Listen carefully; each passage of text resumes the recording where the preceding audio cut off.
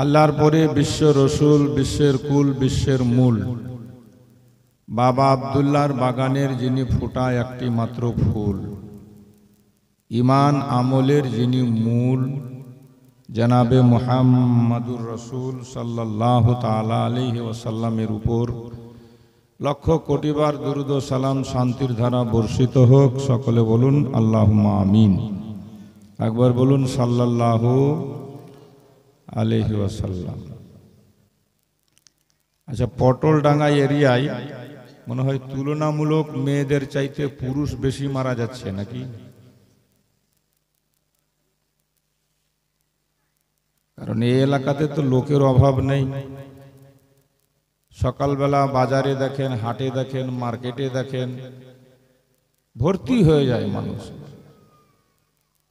কিন্তু জালসাতে লোক কম। ব্যাপার কি? না বেশিরভাগ পুরুষ লোক অসুস্থ, উঠতে পারে না, বিছানা ধরে আছে হয়তো, এরকম ব্যাপার আছে? মা বোনরা তো আলহামদুলিল্লাহ যথেষ্ট দেখছি। তুলনামূলকভাবে ছেলেরাই কম।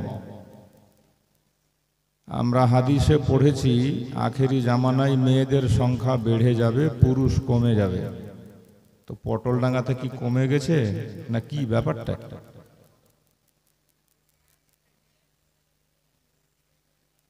না রাত হয়নি, এখন তো রাত অনেক হয়ে গেল ভাই। এই সময় তো পুরো মাহফিলটা ভরে যাওয়ার কথা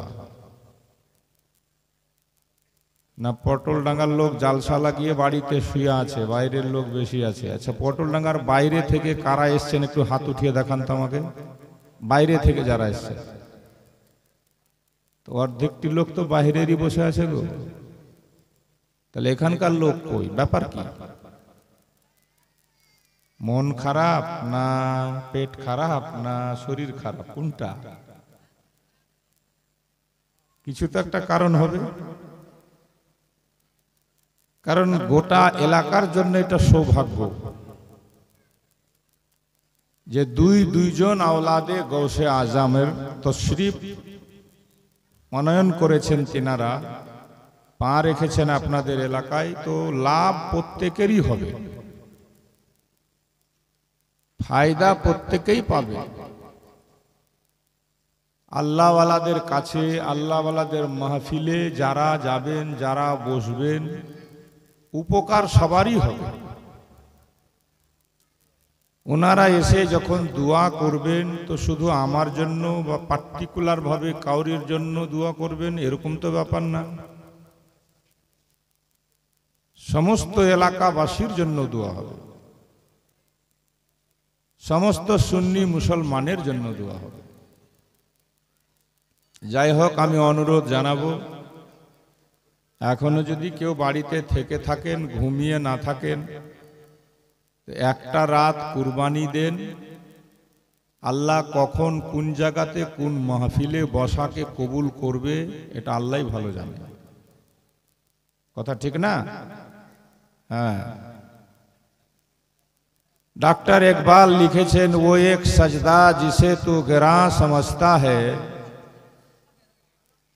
वो एक सजदा जिसे तू गिरा समझता है, हजार सजदे से आदमी को देता है निजात। একটা সাজদা যেটাকে ভারী মনে করে আপনি করেননি, হয়তো সেই সাজদাটা যেটাকে অবহেলায় ছেড়ে দিয়েছেন আপনি, হাজারো জীবনের সাজদার উপরে ওই সাজদাটাই ভারী হয়ে যেত। ওইরূপ সুযোগ আল্লাহ যখন দিয়েছে, আসার ক্ষমতা যখন আল্লাহ দিয়েছে, তো নবীর মাহফিলে আপনি হয়তো না এসে দূরে থেকে গেছেন, দেখা গেল যে ওই রাত্রির বসাটাই আল্লাহর কাছে কবুল হতো বা কবুল হয়েছে। এজন্য নবী পাকের মাহফিল যেখানেই হোক সেটাকে দলে দলে যোগদান করে আসা দরকার, হালকা মনে ভাবা উচিত নয়। আল্লাহর কাছে দোয়া করি, আল্লাহ পাক সকলের হাজরিকে আমাদের যেন কবুল করেন। সকলে বলুন আল্লাহুম্মা আমিন। বা অনেক লোক এরকমও থাকতে পারে যে হুজুররা যখন আসবেন তখন যাবো জালসাতে, এটাও ব্যাপার থাকে। যাই হোক, আমার টাইমটা ছিল কমিটির নির্দেশ অনুপাতে, কমিটির সেটিং অনুপাতে 1:30টা থেকে, তার আগেই ছিল ছোট হুজুরের প্রোগ্রাম। কিন্তু শুনলাম নাকি এখানকার মানুষ আবেগে, মহাব্বতে, ভালোবাসায় ওনাকে ফাতেহাতে বেশি দৌড়িয়ে দিয়েছেন আপনারা, যার ফলে উনি একটু রেস্ট নিচ্ছেন বলে আমি একটু পরে যাব, মাওলানাকে আগে উঠাও। তো আমি চলে আসলাম বাধ্য হয়ে।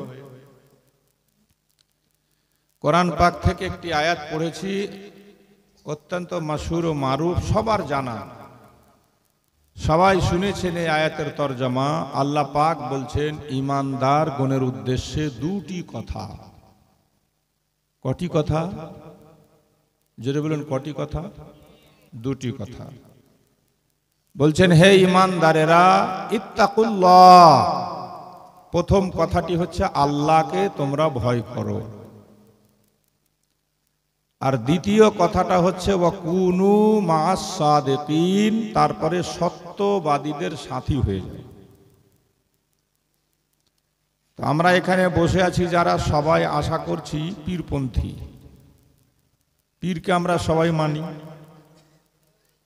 মুরিদ হওয়াটা এটা নসিবের ব্যাপার, ভাগ্যের ব্যাপার। কে কার কাছে মুরিদ হবে, কে কার কাছে মুরিদ হয়েছে, এটা আপনা আপনার নসিবের ব্যাপার। তবে আল্লাহ বলছেন এই আয়াতের মধ্যে দুটো কথা, তার মধ্যে প্রথম কথাটা বলছে 1 নম্বরে তোমরা আল্লাহকে ভয় করো, দ্বিতীয় নম্বরে কোনো কামিল পীরের দামান ধরো। এই আয়াতের উপর ভিত্তি করে আমরা 2 নম্বরটাতে সবাই পাকাপোক্ত, মানে পীরের ভক্ত, এতে কোনো সন্দেহ নেই। কিন্তু 1 নম্বরটা দিয়ে যদি আমরা যাচাই করি নিজেকে নিজেরা, তাহলে ওইটা কিন্তু আমরা ফাঁকা। আরে 1 ক্লাস পাস করবা তেবে না তুমি 2 ক্লাসে যাবা। হে, টেস্ট পরীক্ষায় তুমি অ্যালাউ না হলে মাধ্যমিক কি করে দিবা? তো আল্লাহ বলছে আগে আগে আল্লাহকে ভয় করো, তারপরে পীরের দামান ধরো। আর আমরা মনে করছি পীর সাহেবের দামান ধরলেছি, আর ফের চিন্তা কি? কথা কি ঠিক বলছি না ভুল? 2 নম্বরে আমরা খুব পাকা, पीर का दामन नहीं छोड़ेंगे, पीर का उरूस खूब मनाएंगे, सिन्नी मिन्नी खिचड़ा मिचड़ा खा के पेट भर देंगे।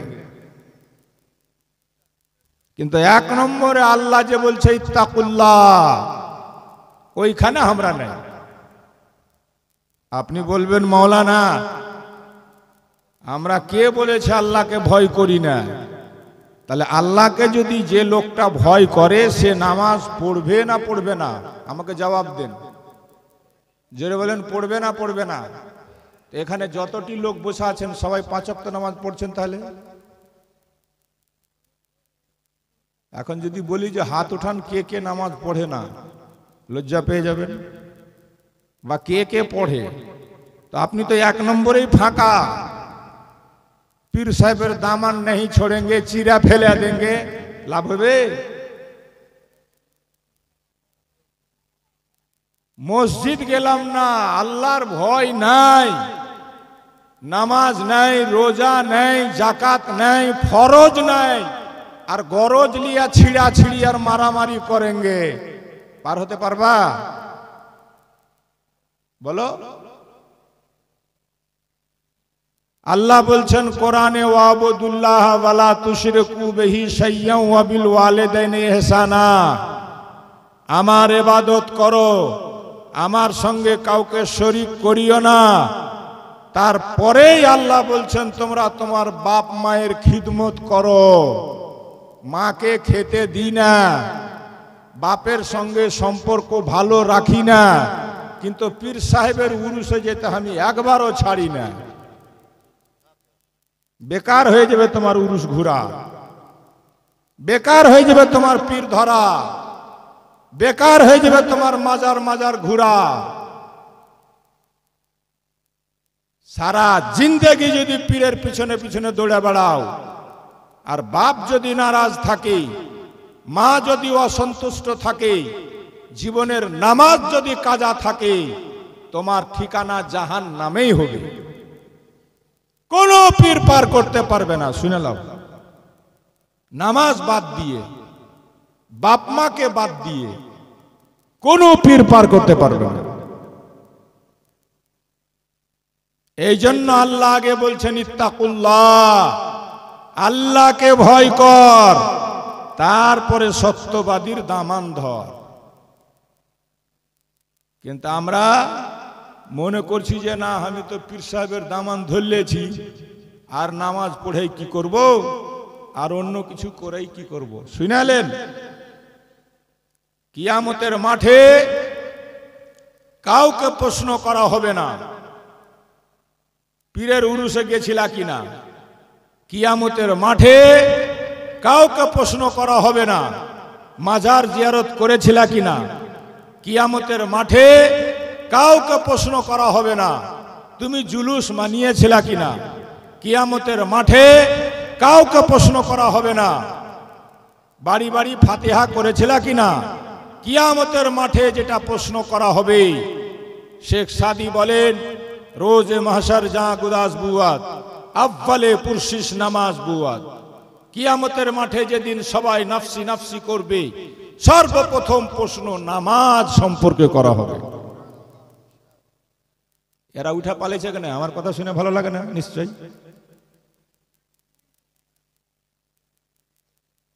নাকি জালসা লাগিয়েছেন সওয়াবের কাজ, মেলা কেনে বসতে দিলেন? আমি ট্যাক্সি নিয়ে ঢুকছি তো রাখার জায়গা পেনা, লাস্টের লদ্দির কানহা চলে গেলাম রাখতে। মেলা কেন বসালেন?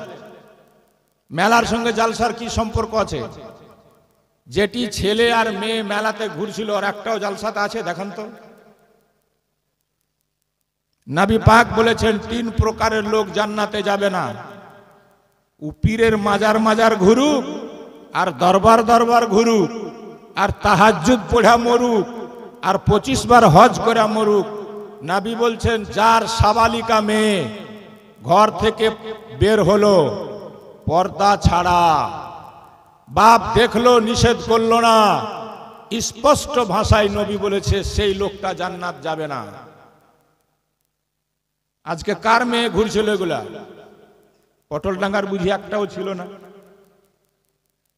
কারণ এখানকার লোক তো একদম পাকা পীরপন্থী আমরা না, পীরের দামান ধরলেছি, তা আমরা তো হেদায়েত হয়ে যাওয়ার কথা। পীরের দামান ধরলে একটা মানুষ মিথ্যা কথা বলবে না। পীরের দামান ধরার মানে একটা লোক শরীয়ত বিরোধী কথা বলবে না। পীরের দামান ধরার মানেই হচ্ছে একটা লোক নামাজ ছাড়া আর থাকবে না। পীরের দামান ধরার মানেই হচ্ছে লোকটা অন্যায় কাজে যাবে না। পীরের দামান ধরার মানেই হচ্ছে লোকটা সুদ খাবে না, মদ খাবে না। তাহলে হলো পীরের দামান ধরা। কোন পীরের দামান ধরা? সব কাজ উল্টা, আর পীর কা দামান খালি নেই छोड़ेंगे। আর পীর সাহেব আসলে ওরে বাপরে মাতামাতি। যে কোনো পীর সাহেব আসুক না কেন, যে কোনো পীর সাহেবের মান্যওয়ালা আপনি হন না কেন, পীর সাহেব আসলে ও সেজা গুজা টুপি মাথায় দিয়া খালি ছোড়াটি দেখবেন কেমনি করে, এক ওয়াক্ত নামাজ পড়ে না, লাফালাফি কুদাকুদি খুব, কুইদা জান্নাত চলে যাবা? খালি মরে দেখো না। এক ওয়াক্ত নামাজ কাজা থাকলে পৃথিবীর কিছু করেও সেই নামাজ মাফ হবে না। তো যেটা মাফ হবে না সেটার গুরুত্বই নেই। বাপ অসন্তুষ্ট থাকলে, মা নারাজ থাকলে আল্লাহর দরবারে গিয়ে কাবা শরীফে মাথা ফাটিয়ে দিলেও হজ কবুল হবে না, কবুল হবে না হজ। সারা রাত তাহাজ্জুদ পড়ো, মা অসন্তুষ্ট, বাপ নারাজ, কোনো লাভ হবে না। তো যেগুলা আসল সেটাই নেই, আর বাকি লিয়া মারামারি আর কাটাকাটি, এটা আমার পীর না তোমার পীর, তুমি সুন্নি না তুমি শয়তান।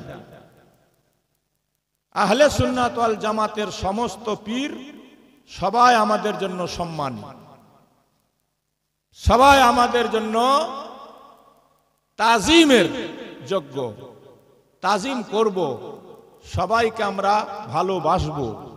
এটা আমার পীর না তোমার পীর, তাহলে তুমি পীর মানা নয়, তুমি হলে শয়তানের মুরিদ। মাদ্রাসা পর্যন্ত ভাগ করে দিছে, মৌলবি পর্যন্ত ভাগ, বলে এটা আমার মাদ্রাসা না, এটা তোমার মাদ্রাসা, এটা ওদের মাদ্রাসা। মাদ্রাসা হলো নবীর ঘর, পীর সাহেবের মাদ্রাসা হয় না, মাদ্রাসাটা হলো নবীর ঘর। সুন্নি মুসলমান যদি হও তো প্রত্যেকটা মনে করতে হবে সবটাই মাদ্রাসা আমার। যদি নিজেকে সুন্নি দাবি করো, যদি নবীর উম্মত দাবি করো, আর তুমি যদি নবীর ঘরের মধ্যে ফরক করো, এটা আমার ওটা আমার না, এটা ওয়াঘরে এটা হাংরে, তাহলে তুমি সুন্নি না, তুমি শয়তান। কোন মৌলবিও যদি তোমাকে শিক্ষা দেয় তো ও মৌলবি না, ও হলো ইবলিসের চাচা। কথা খারাপ লাগছে শুনে? তো হক কথা বলবো না?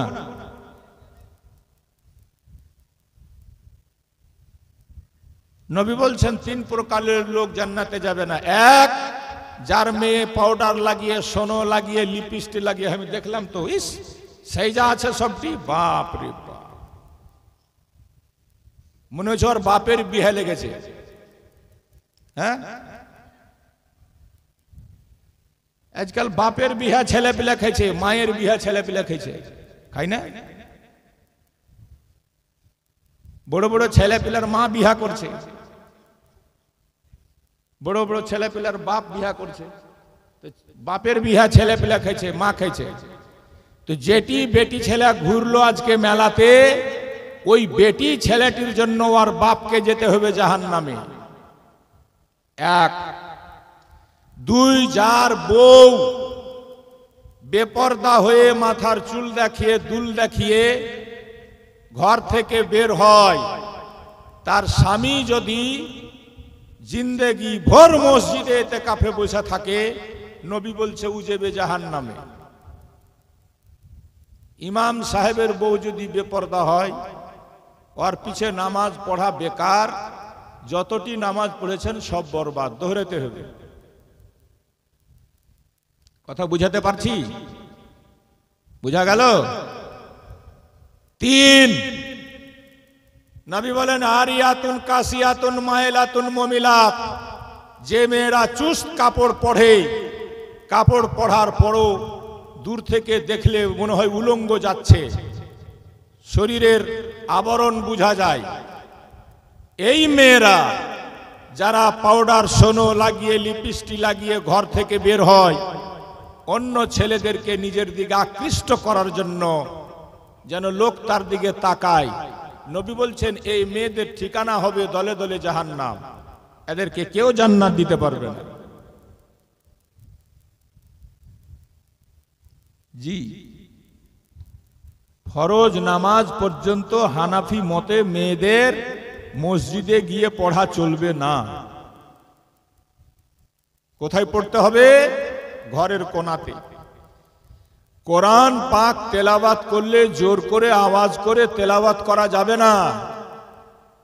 তেলাওয়াত করতে হবে যদি যেন শুধু নিজে শুনতে পায়, অপরের কানে না যায়। একটা মেয়ে সাজতে পারে শুধু এক জায়গাতে, সেটা হলো ঘরের মধ্যে স্বামীকে খুশ করার জন্য। স্বামীর সঙ্গে সম্পর্ক ভালো নেই, অন্য জনের সঙ্গে সারা সারা রাত ফোনে ব্যস্ত, এই মেয়েটার ঠিকানা কোথায় হবে? যে স্বামীর কথা আল্লাহ পাকের প্যারা হাবিব বলছেন সহি হাদিসে, তিরমিজি শরীফ প্রথম খণ্ডের হাদিস, কালান নবী সাল্লাল্লাহু আলাইহি ওয়াসাল্লাম লাউ কুনতু আমারু আন ইয়াসজুদা আহাদান লি আহাদিন লা আমারতুল মারাত আন তাসজুদা লি যাওজিহা আমি যদি আল্লাহ ব্যতিরিকে কাউকে সিজদা করার অনুমতি দিতাম, নারী জাতিকে বলতাম তোমরা তোমার স্বামীর পায়ে সিজদা করো। যেহেতু আল্লাহ ছাড়া কাউকে সিজদা করা জায়েজ নাই। বাবু ফ্যানটা একটু ঘুরিয়ে দে তোরে, আমার বাতাস দরকার নেই। যেহেতু আল্লাহ ছাড়া কাউকে সিজদা করা জায়েজ নয়, এই জন্য মেয়েদেরকে সিজদা করার হুকুম দেওয়া হয়নি স্বামীর পায়ে। তাহলে মেয়ে জাতিকে বলবো, যারা আজকে জালসা শুনতে এসছো তাদেরকে বলবো, তোমার স্বামীর পদতলে জান্নাত। নবী পাক বলে দিলেন, ছেলেদের জান্নাত হচ্ছে মায়ের পায়ের তলে। ছেলে সুপারস্টার হোক, চাহে ব্যারিস্টার হোক, মুফতি হোক, চাহে পীর হোক, আর মা যদি মূর্খ হয় ওই মায়ের পায়ের তলে জান্নাত। বাপ যদি মদখোর হয় আঘাত করা যাবে না বাপকে। বাপ যদি বেনামাজিও হয় মারা যাবে না বাপকে। বাপ যদি ঘর থেকে বের করে দেয় লোক ডেকে বিচার করা যাবে না বাপের। এত বড় বাপের মর্যাদা। বাপ যদি বিনা কারণে বলে তোর বহুকে তালাক দে, তো বাপের হক এতটাই, নির্দোষ সেই মেয়েটাকে আপনাকে বাপকে রাজি করার জন্য তালাক দেওয়া পর্যন্ত জরুরি আছে। আপনি আছেন কোথায়? সে বাপের হক চিনলা না, সে মায়ের হক বুঝলা না, আর খালি পীর का दामन नहीं छोड़ेंगे, खीर खाना नहीं छोड़ेंगे, बस হয়ে গেল কাম। মইরা দেখ বড় ভাই, মরলে বুঝা যাবে, না মরলে গেলে বুঝা যাবে না। এখন যত দুনিয়াতে সব মাতামাতি কইরা লাও, কুদাকুদি কইরা লাও, মইরা দেখো খালি মইরা। ইবাদতকে হালকা বানিয়ে দিয়েছি আমরা। ইবাদতের কোনো গুরুত্ব নেই আমাদের কাছে। আর উরুস করা ফরজ হয়ে গেছে, উরুসে যাওয়া ফরজ হয়ে গেছে আমাদের জন্য। ওয়াজিব মনে করলেই একদম। চিন্তা করেন, হ্যাঁ মৌলভী সাহেব কইছে ধার দেনা করাও যাইছে, জরুরি আছে নাকি? যাকাত দেওয়া ফরজ ছিল, ফরজ। একটা লোকও যাকাতের মশলা বুঝার চেষ্টা করে না, বুঝেও না, মানেও না। যেখানে 99% লোকের উপরে এখন যাকাত ফরজ হয়ে গেছে। ফরজ, মুস্তাহাব নয়, সুন্নাত নয়, ওয়াজিব নয়, ফরজ। আর ফরজ ছেড়ে দিলে অন্য কিছু দিয়ে পুরা করা যাবে না। বলেন, কার বাড়িতে সোনা নাই, কার বাড়িতে চাঁদি নাই? ছেলের উপরে যাকাত ফরজ, মেয়ের উপরে যাকাত ফরজ, মুক্তাদির উপরে যাকাত ফরজ, ইমামের উপরেও যাকাত ফরজ, পীর সাহেবের উপরে যাকাত ফরজ, মুরিদের উপরেও যাকাত ফরজ। শুধু আমার নবীর উপরে যাকাত ফরজ ছিল না। জোরে বলেন সুবহানাল্লাহ। নবী পাক জীবন কেমন কাটিয়েছেন? দুজাহার বাদশাহ, চাইলে কি না করতে পারতেন। মা ফাতেমা একদিন ইমাম হাসান হোসেন অসুস্থ, জ্বরে জর্জরিত, খাবার নেই, তো নবীকে ডাকতে পাঠিয়েছে যে আমার আব্বা যদি নাতিদের কথা শুনে কিছু নিয়ে আসে। তো নবী এসে বলছে, মা কেন ডেকেছো? তো বলে আব্বা এখন বাইরে থাকেন। বলছে কেন মা? বলে আমি তোমার বেটি এমন চাদর উড়ে আছে আব্বা, এদিক ঢাকলে এদিক খুলে যায়, চতুর্দিক ছিঁড়ে গেছে, দেখলে তুমি লজ্জা পাবে। নবী আমার নিজের চাদর কম্বলটা দিয়ে বললেন এটাকে উড়িয়ে নাও। নবী আমার ঘরে গেলেন। কেন ডেকেছো মা? বলে আব্বা আপনার নাতির একদিন থেকে অনাহার, জ্বরে জর্জরিত, খাবার নেই। নবী নিজের জামা খুলে দেখালেন, আমি 3 দিন থেকে না খেয়ে আছি বেটি, 3 দিন থেকে আমার বাড়িতে চুলা জ্বলেনি, এ দেখো 3টা পাথর পেটে বেঁধে রেখেছে। ফাতেমা কি চাও? দুনিয়ার ধন দৌলত দরকার, মুসাল্লা উঠাও। তো মা ফাতেমা ঘরের মধ্যে নির্দিষ্ট জায়গাতে নামাজ পড়তেন। এগুলা বেটি ছেলে একটা নামাজ পড়ে না, খালি মেলা ঘুরি, সব মেলা ঘুরি, দেখলে আগুন লেগে যায় আমার। এই মেলা ঘুরিগুলাকে।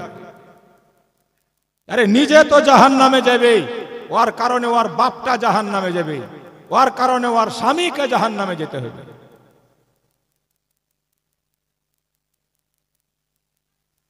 মা ফাতেমা একটা সিজদাতে গোটা রাত কাটাতেন, জীবনে এক ওয়াক্ত নামাজ কাজা ছিল না। সুবহানাল্লাহ বলবেন না? এক ওয়াক্ত নামাজ কাজা ছিল না মা ফাতেমার। আব্বা যখন বললে মুসাল্লাটা উঠা মা, মা ফাতেমা নিজের মুসাল্লা উঠিয়ে দেখছেন তো মুসাল্লার নিচে সোনা সোনা সোনার খাদান। নবী আমার দেখিয়ে বলছে, মা নিবা? নিবা তো নিয়ে নাও, যত দরকার তত নিয়ে নাও, কিন্তু একটা কথা জেনে রাখিও ফাতেমা, যতটা ব্যবহার করবা, যতটা নিবা, প্রত্যেকটার পাই পাই করে আল্লাহর কাছে হিসাব দিতে হবে। মা ফাতেমা এই কথা শুনে থু করে থুথু ফেলে দিলেন, সোনার খাদানে থু করে থুথু ফেলে দিয়েছেন, দিয়ে যে হালে থাকে সে হালে ভালো আছি। আর আপনি খাচ্ছেন তো হারাম আর হালাল কিচ্ছু দেখেন না। কি কথা ঠিক বলছি না ভুল? যা পেলেন সব খেয়ে নিলেন, হারাম হালাল একবার চিন্তাও করলেন না। পরের গাছের আম ছিঁড়ে এনে বাড়িতে দিয়েছেন, বাড়িওয়ালি খেয়ে কইছে, ওরে বাপরে কুণ্ঠে পেয়েছিলে জি, 2-4-10টা আর ছিঁড়তে পারোনি। উফের কত বড় হারামখোরের বেটি। হ্যাঁ, ওকে তো বলা উচিত ছিল কার গাছের আম, এজাজত নিয়ে পারমিশন নিয়ে নিয়ে এসছ না কাউরির গাছ থেকে ছিঁড়ে এনেছ? এটা পরের হারাম খাবো না, হারাম খেয়ে মরবো না, কারণ মরলে জবাব দিতে পারবো না।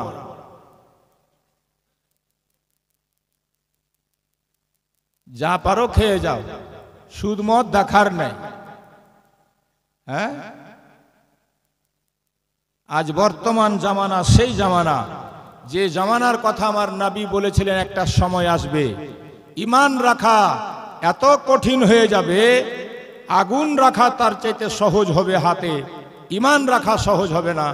আমি তো তাই দেখছি, ঈমানদার খুঁজে পাওয়া যায় না। কারণ মুমিন কাকে বলে? আল্লাহর নবী বলছেন, আল মুমিনু ইযা ওয়াদা ওয়াফা, মুমিন ওকে বলে যে ওয়াদা করে পূরণ করে। আমি 30 বছর ধরে জালসা জীবনী করি, পাশে আপনাদের মেহেরাপুরে স্ট্যান্ডে ফের একটা আয়ুর্বেদিকের দোকানও করি, নেচুরোপ্যাথি। আল্লাহর রহমতে, হুজুরদের দুয়াতে প্যারালাইসিস ভালো হয়, আমার কাছে ভালো হচ্ছে। সুগার জ্বর থেকে 6 মাসে ঠিক হচ্ছে, হাই প্রেশার 2 মাসে ঠিক হচ্ছে, জন্মের মতো, এগুলা জন্মের মতো। তারপরে আপনার থাইরয়েড মাত্র 2 মাসে, জন্মের মতো, আর ওষুধ খেতে হবে না। বাকি HIV পর্যন্ত ট্রিটমেন্ট হয় আমার ওখানে।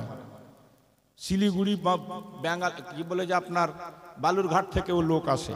যাই হোক, তো কেন এই কথাটা বললাম? কোনো হিন্দু লোক ওষুধ এনতে এসে পয়সা কমে যায় তো ওয়াদা করে যায় যে হুজুর অমুক দিন দিয়ে দিব, তো ওই দিনই দিয়ে যায়। আর যতটি মুসলমানকে আমি বাকি দিয়েছি একটাও ওয়াদা পূরণ করে। তাহলে আর ঈমান আছে? আমি তো বিশ্বাস করে ছেড়ে দিলাম, যে মুসলমান ওয়াদা খেলাপ করবে না। ওয়াদা করে যে হুজুর আগামী 5 তারিখ আপনার পয়সা পাঠিয়ে দেব, তারপরে দেখেন তো আর নেই। তো মুসলমান কার নাম? মুমিন কার নাম? নবী বলছেন, আল মুমিনু ইযা ওয়াদা ওয়াফা, মুমিন তাকে বলে যে ওয়াদা করে পূরণ করে। এবার আপনি নিজেকে পরীক্ষা করে দেখবেন যে আপনি ওয়াদা করে পূরণ করতে পেরেছেন কি? জীবনের সর্বকালে সর্বহালে যেটা ওয়াদা যার সাথে করেছেন পূরণ করেছেন। যদি পূরণ করে থাকতে পারেন তাহলে আপনি মুমিন হাদিসের ভাষায়। আর যদি আপনি বরখেলাপ করে থাকেন তাহলে আপনার ঈমানে দুর্বলতা আছে। নবীকে জিজ্ঞেস করা হলো, মানিল মুসলিম ইয়া রাসূলুল্লাহ, সহিহ বুখারী মুসলিমের হাদিস। মুসলমান কার নাম? নবী বলছেন, আল মুসলিমু মান সালামাল মুসলিমুনা মিন লিসানিহি ওয়া ইয়াদিহি। মুসলমান তার নাম যার জুবান দ্বারা, যার হাত দ্বারা অন্য কোনো মুসলমান কোনোদিন কষ্ট না পায়, দুঃখ না পায়, আঘাত না পায়, সে হলো মুসলমান। আপনি কোন মুসলমান? টাকা আছে গরমে গরিবকে দেবে দিচ্ছেন, পাটির গরম আছে বলে আপনি গরম দেখিয়া যাকে মন যে পারছেন সে করলিছেন, তা আপনি কোন মুসলমান? আল্লাহ পাক বলছে কোরআনে, ইয়া আইয়ুহাল্লাযিনা আমানুত্তাকুল্লাহ হাক্কা তুকাতিহি ওয়া লা তামুতুন্না ইল্লা ওয়া আনতুম মুসলিমুন। হে ঈমানদারেরা, তোমরা আল্লাহকে ভয় করো, ভয় করার মতো পুরোপুরি মুসলমান না হয়ে মরে যেও না।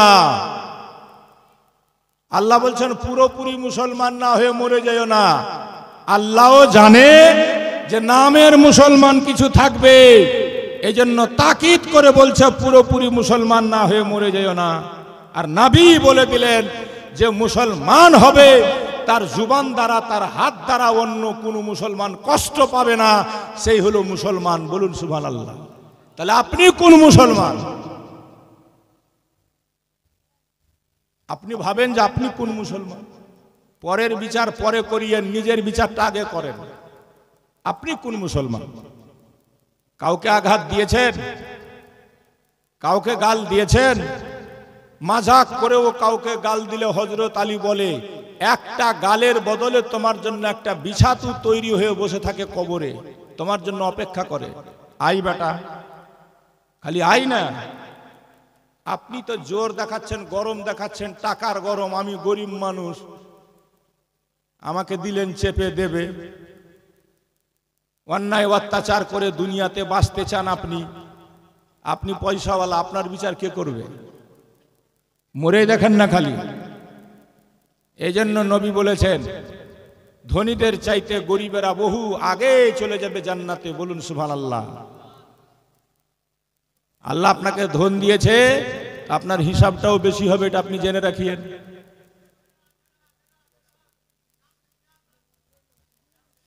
আরে ঠিকই তো আছে, ওরা ঝামেলা কেন করতে লাগলা? তো আসছে তো ঠিক আছে, হুজুর এদিক থেকে আসবে।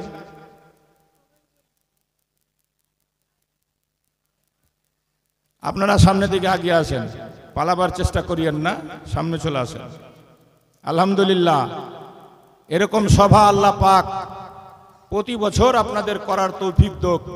আল্লাহওয়ালাদেরকে নিয়ে এসে আপনারা সভা করেন, তিনাদের দোয়া নেন, আর এটাই দোয়া করেন যে আল্লাহ তাদের দুয়ার বরকতে আমাদের মধ্যে যেন পরিবর্তন ঘটিয়ে দেয়, আমরা যেন খাঁটি মুমিন মুসলমান হতে পারি।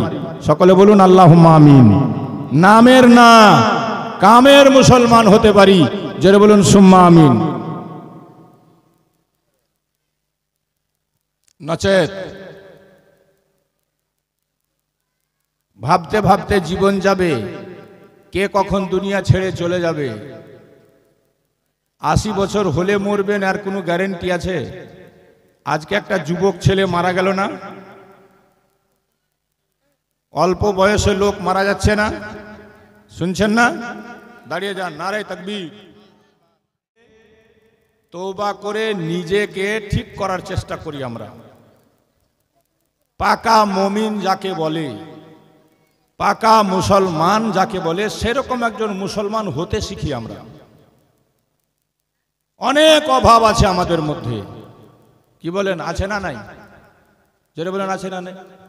আপনাদের মধ্যে নাও থাকতে পারে, আপনারা হয়তো মোকাম্মাল কামিল হয়ে গেছেন, কিন্তু আমি নিজেকে মনে করি আমার মধ্যে অনেক অভাব আছে। আমি নিজেকে মনে করি আমি নগণ্য, আমি জঘন্য। তবে আল্লাহওয়ালাদের দুয়ার বরকতে দোয়া করি যে আল্লাহ পাক আমাদেরকে পাকা পোক্ত ইমানদার আর খাঁটি একজন মুসলমান হয়ে যেন বাঁচার আর থাকার তৌফিক দেন। সকলে বলুন আল্লাহুম্মা আমিন। কে কখন চলে যাব? আজকে আছি, কালকে নেই। জীবনের গ্যারেন্টি আছে? জোরে বলেন, গ্যারেন্টি আছে? 30 বছর ধরে আমি ওয়াজ নসিহত করে বেড়াচ্ছি, জালসার জীবনই করি, কিন্তু সারা জিন্দেগি কিয়ামত পর্যন্ত আমি থাকবো এরকম আছে? হঠাৎ কখন শুনবেন মৌলানা শাহজাহান আর নেই, হঠাৎ কখন শুনবেন ফালনা নেই। এই জন্য মূল্যবান সময়টাকে কাজে লাগান, হালাল খান, হালাল হালাল রোজগার করেন, মিথ্যা তাকে বর্জন করে দেন। ধোঁকা দেওয়াটা ছেড়ে দেন। বেশি বড় হওয়ার স্বপ্ন দেখতে গিয়ে অন্যায় কাজে লিপ্ত হয়ে যাবেন, এখান থেকে বিরত থাকেন। সৎ পথে চেষ্টা চালিয়ে যান, হালাল পথে বিজনেস করেন। আল্লাহ আপনার কিসমতের কপালের রোজি 7 সমুদ্রের তলায় থাকলেও আপনার কাছে পৌঁছে দিবে। যেটা আপনার কিসমতে নেই সেটাকে আপনি খেতে চেষ্টা করবেন, খেতে পারবেন না। হাতে উঠিয়েও লোকমা মুখে যাবে না। বিরিয়ানি রান্না করা আছে আর লোকটা খেতে যাবে, একটু আগেই মারা গেল। দুলহা বিয়া করতে গিয়ে বিয়া পড়াবার আগে বিয়ে বাড়িতে দুলহাও মারা গেছে হার্ট অ্যাটাক হয়ে, এরকমও খবর আছে, আছে না বাবা? তো মানুষের গ্যারেন্টি আছে? তো ভালো কাজটা কখন করবেন? নামাজটা কখন পড়বেন? মসজিদটা আবাদ কখন করবেন? বসে বসে খালি আমরা বলছি বাবরি মসজিদ ভেঙে দিল, ওয়াকফ বোর্ড নিয়ে নিল, তা আমরাই তো 2 নম্বরই লিবে না। ওয়াকফ বোর্ডের যতগুলা চেয়ারম্যান বসে আছে, ওয়াকফ বাপ দাদারা দান করেছিল মসজিদ মাদ্রাসা গরিবদের দেওয়ার উদ্দেশ্যে। সে গরিব লোককে যদি সঠিকভাবে দেওয়া হতো, কেউ মুসলমান গরিবই থাকতো না গো। কোটি কোটি টাকা তুসুরপাত হয়েছে ওয়াকফ বোর্ডে, যারা চেয়ারম্যান বসে আছে চেয়ারম্যানিতে, আমাদের হাত থেকে ছিনাবেই। কথা হচ্ছে যে আমরা ঠিক হতে পারলাম না, নিচ থেকে ওপর পর্যন্ত 2 নম্বরিতে ভরা। আল্লাহ পাক যেন 1 নাম্বার বানিয়ে দেন আমাদেরকে। সকলে বলুন আল্লাহুম্মা আমিন। জান্নাত যাওয়ার জন্য আল্লাহ বলে দিয়েছেন শুধুমাত্র আমার ইবাদত কর, বাপ মাকে রাজি রাখ। কিচ্ছু যদি তুই করতে না পারিস তুই জান্নাতে যাবি। জোরে বলেন সুবহানাল্লাহ। আমরা মনে করছি উরুসে গেলেই জান্নাতি হয়ে যাব। বাপ মা খেতে পাক নেই না পাক, মায়ের ওষুধের টাকা থাক আর না থাক, হ্যাঁ, অত সহজ নয়। যাই হোক, মসজিদ উন্নতি কল্পে জালসা, হুজুররা এসছেন, বাপ বেটা, এটা আপনাদের কপাল, আপনাদের কিসমত যে 2 জন আওলাদে রসুলকে আপনারা নিজের মাঝে পেয়েছেন। তিনাদের দোয়া নিয়ে আপনারা কামিয়াবি হাসিল করে এখান থেকে যাবেন। আমি দেখতে চাই আপন আপন বাপ মাকে কারা কারা ভালোবাসেন। 1000 টাকা বাপের নামে, 1000 টাকা মায়ের নামে